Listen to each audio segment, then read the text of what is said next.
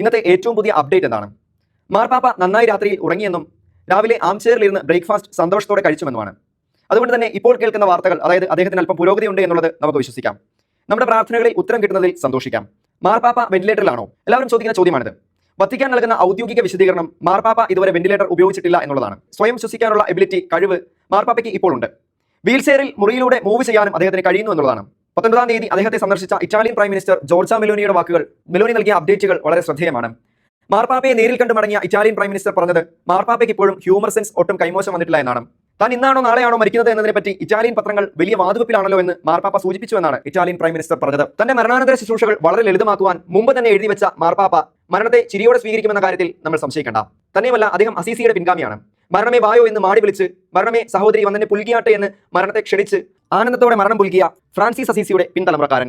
വന്യപിതാവിന് സമയത്തിന്റെ തികവിൽ അതെപ്പോഴാണെങ്കിലും പുഞ്ചിരിച്ചു മരിക്കാനുള്ള ഭാഗ്യം ഉണ്ടാകട്ടെ.